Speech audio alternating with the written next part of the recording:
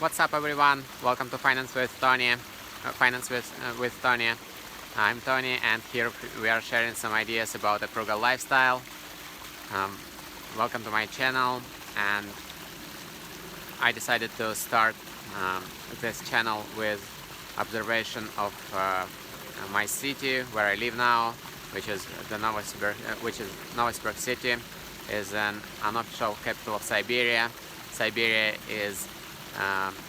Siberia covers that 10%, 1/10 of the world's landmass. I mean 10% of the world's landmass, and is the largest place in the world when live people, and is geographically speaking, Siberia is a home for 38 million people, which is, I mean, it could be one of the most populated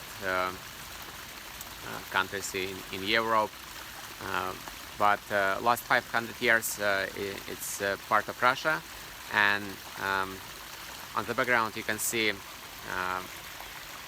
the artificial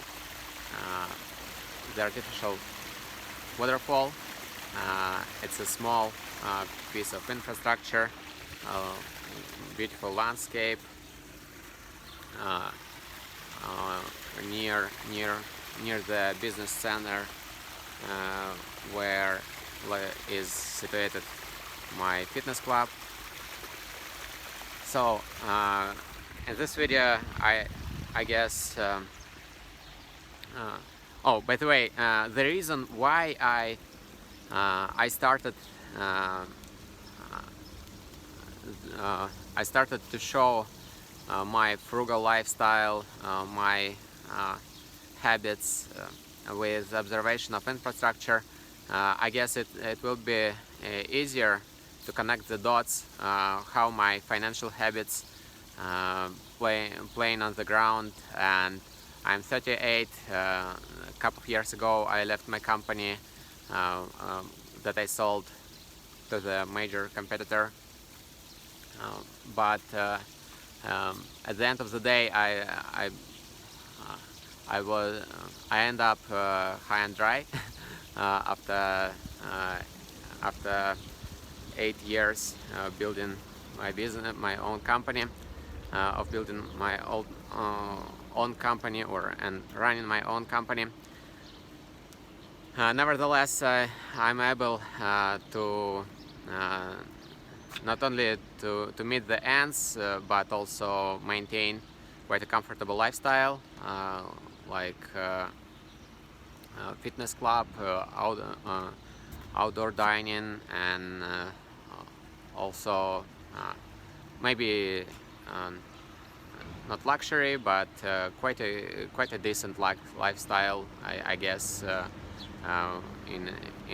Living in the city center, I live totally in the black. I mean, I paid off my mortgage a few years ago, and also I never use credit cards or other leverages, like other popular instruments for to get people financial slaves. I don't like to be a financial slave. I've been there before. When I was 25, I also lost my company, but it was not. It wasn't an M&A deal. I just my first venture just flopped, and flopped, and again I end up high and dry when I was 25, but I didn't have financial protection, and I was forced to go to the regular job, and I I spent a few years in the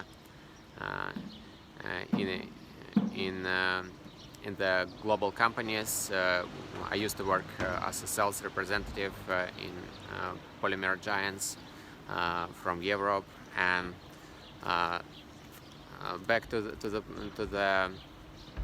point of this video, I'll show you the child care and education infrastructure for children here in Siberia. I guess it will be it quite makes sense, I guess, this time around, especially this time around. It seems like in Europe and in the United States, maybe the shape of things to come could be affected by some elements of socialism, and this place, particularly Siberia, as a part of former Soviet Union, is a great example of how it works. I've been a card-carrying capitalist. I wouldn't say I'm a huge fan of communist era, and my ancestors were affected by Red Terror. Two out of four my grandgrandfathers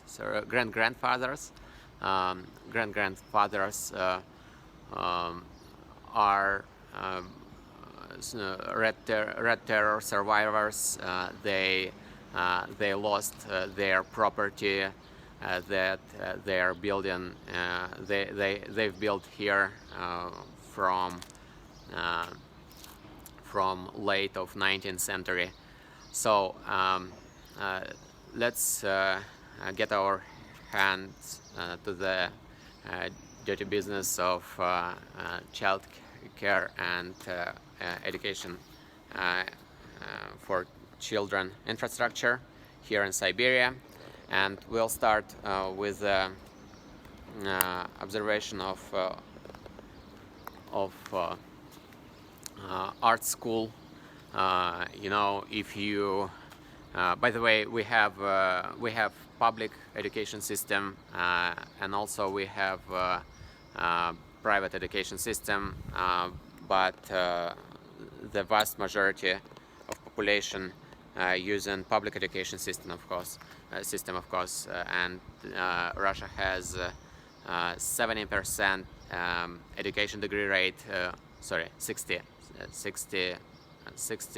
maybe a little bit more education rate, or when it comes to university degrees, you know, when it comes to university degrees, sorry, I mean at least 6 out of 10 people, adults, I mean, possess a university degree, like 5 or 6 years, and if you hire somebody as a cashier to the grocery store, you're free to expect 5 years education degree, university degree, and it's one of the most dedicated places in the world, and according to statistics, I mean. The general rule, if you have a band, if you are in the public school, if you go to the regular school as me, as myself, if you've seen one, you've seen them all, I'll show you one of them in a couple of minutes, but we'll start in the matter of time. We are start with a general rule. If you have a band in arts or in music, you have to go additionally on to the regular school. You have to go to the special school, as one you can see On the background, it called art school. If you have a band in arts, I mean in painting, uh, uh, it's kind of funny. You can see the red flag on the background near the Russian flag. It has nothing to do with communists at this point. It is referring to the Victory Day that was less than 1 month before, and probably they left for some time this flag here. Don't worry about uh, communists a lot here. So though the measure of this city this time around, first time after Soviet Union collapsed, the measure of this city is communist, but it's unprecedented thing. And on the background, back to our main purpose of our video, you can see the pictures. I'm not fully sure that you can observe this. I don't think it's the best example of arts, but here's on the pictures you can see on these pictures. By the way, it's an it's in Novosibirsk dolls or puppeteer theater, dolls theater on this picture, and it's different pictures, right? And so it's an art school, and also if you are my friend, you've seen this before. On the left side, right after underground parking, here's the entrance to the underground parking, and after that, behind of underground parking, you can see the building with this white tower, or white part of the main part of the building. It's a folk. It's a club. It's I would say club or a place for to study folklore, folks music, and folks dancing, and also if you have a band in this, and the interests of your child lying in this area, you can definitely you can have a lot of fun, I guess, during your during the time frame when your child growing up. And on the background you can see some historical building. Don't know what is it, but it's right near the it is situated right near the typical school, I mean regular school. On the background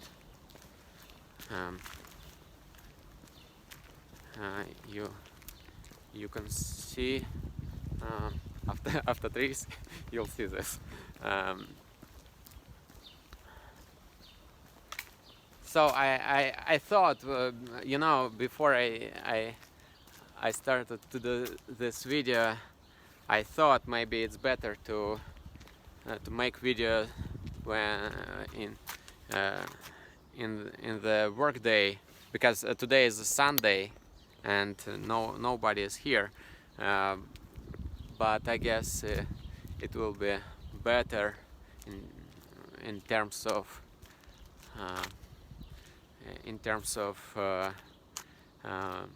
free access to this infrastructure, because sometimes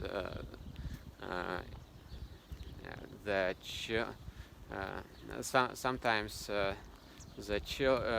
it could be it could raise some questions if I'll film the children, you know, and even though with in public place, but nevertheless schools have some elements of security. I mean, it's not a army of securities, but I guess anyway, maybe one or a couple of people, two men, I mean, could control the situation. And so on the background, back to the main purpose of our video, on the background you can see the typical buildings of regular public school here in Siberia, and I would say the same would be all the way across the former Soviet Union. One of part of this building is a public school. On the background, nothing special in terms of exterior, by the way. It's just a small shield, like that, just small shield that called Sophia, like wisdom from Greek. This is one of the maybe even most expensive private school in Novosibirsk city, and maybe even in Siberia. Though nothing special in terms of exterior. They moreover they use part of infrastructure of regular public school. You know, the difference just the rules and maybe equipment, and of course if you go to the public school, it's completely free, including books. If you go if you go to the private school as Sophia, it could be up to $1,000 a month payment, but it's the most expensive, of course. I mean, that's why it could be really this price in Siberia is really outrageous. I mean, it's upper of any expectations, but it's fine for some families who can afford this, and usually, of course, it's families that they're usually these families could live in the houses that cost $1 million, $500,000, and of course, when it comes to Siberian prices, you can bank much more for your buck comparing to Europe, comparing to the United States. I mean, if the house costs this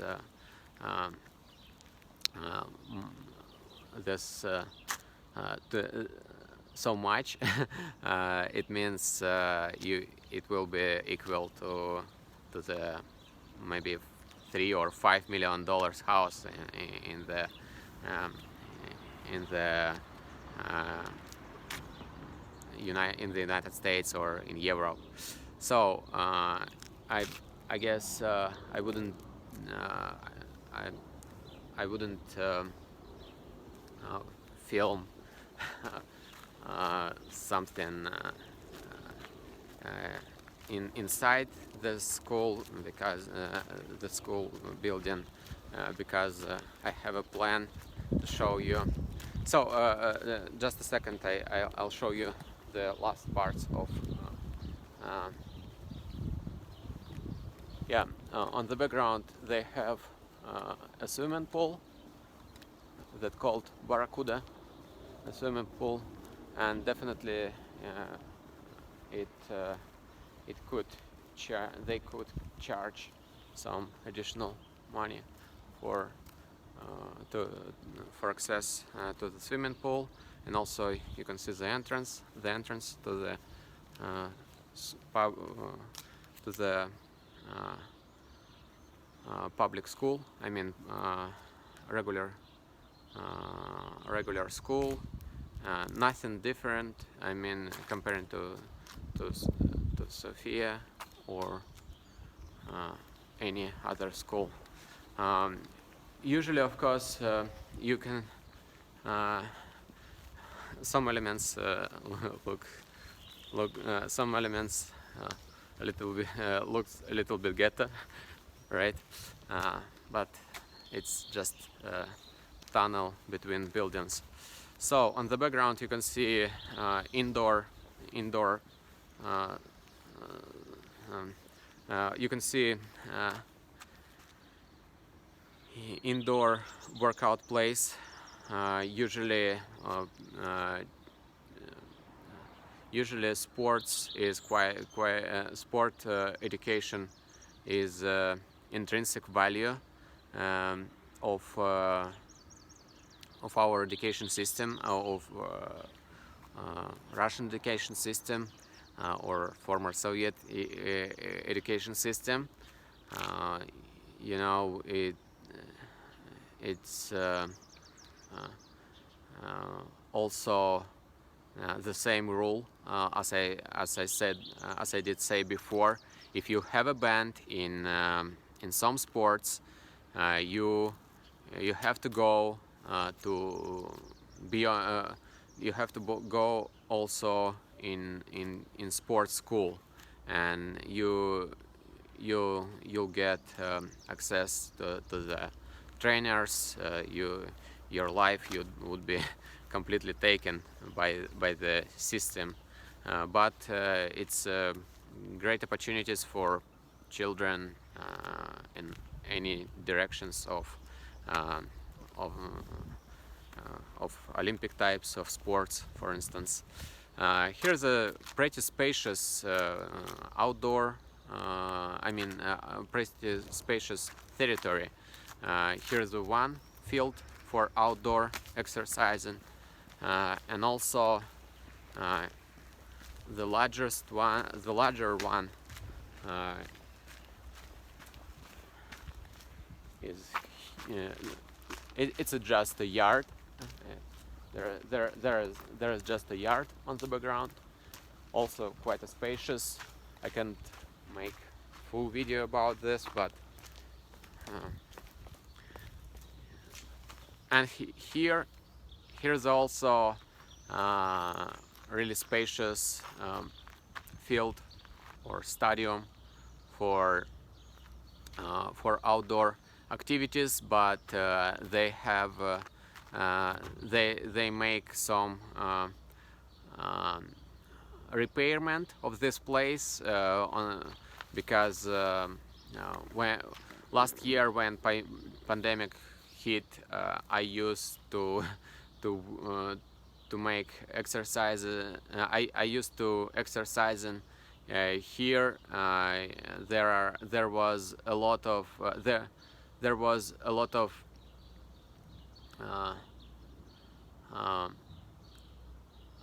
how to say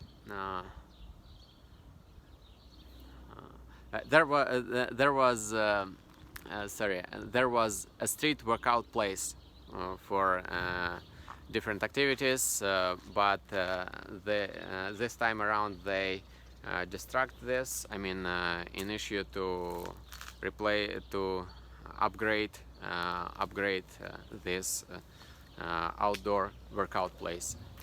Hopefully, they'll fix this soon, and I guess it's quite a weird decision for this time. I mean, when pandemic still arise. I mean, it's not really harmful like in main part of Russia, but anyway, it's no, we have to do something with this time around to exercising outdoor. So there is a typical infrastructure, typical building for regular public education. You know, it goes without saying that historically speaking, people, the vast majority of population coming to Siberia during the era of during the communist era, and the reason why people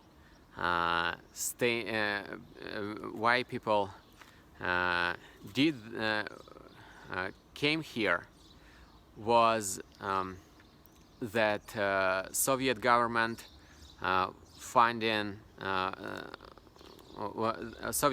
government was finding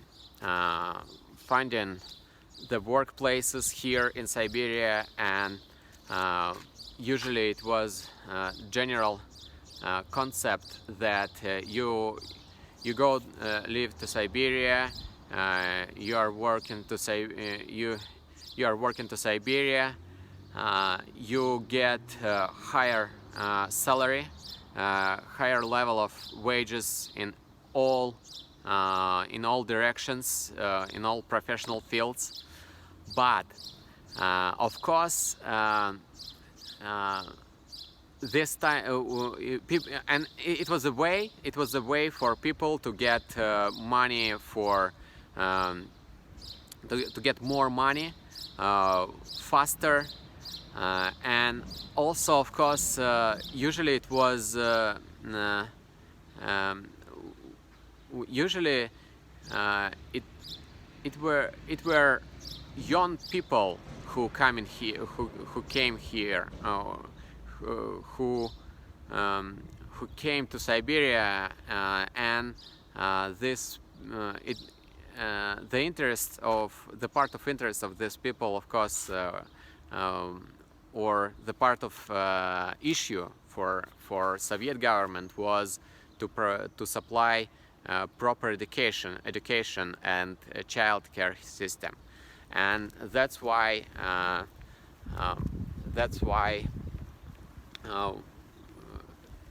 the public education system, the child education system, is an advantage of Siberia, even this time around. So they on the opposite side of the street you can see a typical kindergarten. Let's just a minute. So just in front of the school, and it's also really typical building.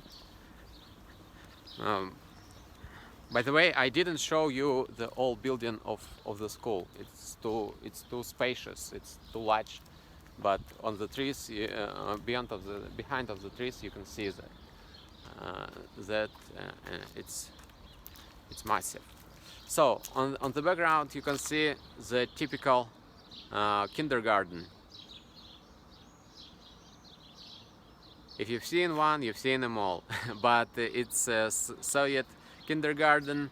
I mean, this time around it's just Russian or Siberian kindergarten. So how it works? I'm not fully sure about this time around, but originally, this it was the general rule that you can use this kindergarten when your child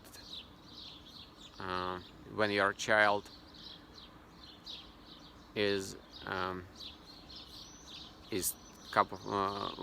turn second months, something like that, or I mean from 2 months. You could go to the kindergarten, and they had system that that you could leave your child for even 24/7, and you can totally be dedicated to your work and so on.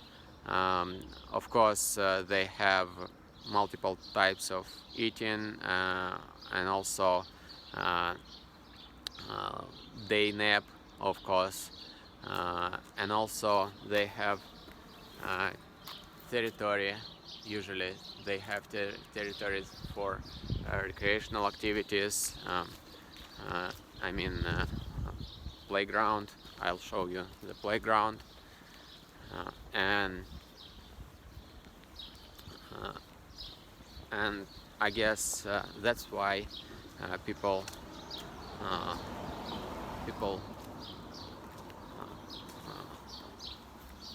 many people love living here in Siberia, because it's a good place to raise your children, for raising your children. I'm not fully sure if you can see this, but it's some landscapes. It's, I mean, landscaping, and yeah, and also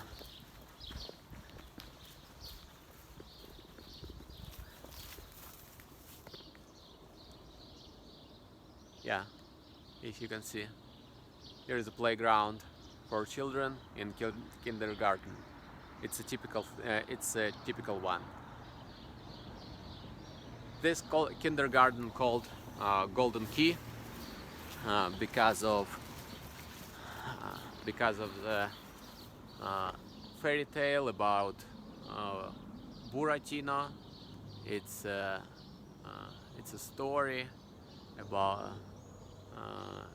I guess Pinocchio, yeah, because of Pinocchio, yeah, because we have different naming, but here's a playground, and this in the typical kindergarten here in Siberia. So. And the main advantage is that you can your child can stay here full work day. It's not like before 3 p.m. like in Germany, for instance. It's not before before the afternoon. It's full time, it's full day kindergarten, and it's a general rule in the whole territory of former Soviet Union, including Siberia. So here's a Golden Key, and I guess this video is way long compared to my other videos. Thanks for coming along. Thanks for watching. Remember to subscribe. Feel free to share this video. It will really help me to understand that I do the right things, and also remember that sharing is caring, and sharing is caring. And thanks for using Finance with Tony, and also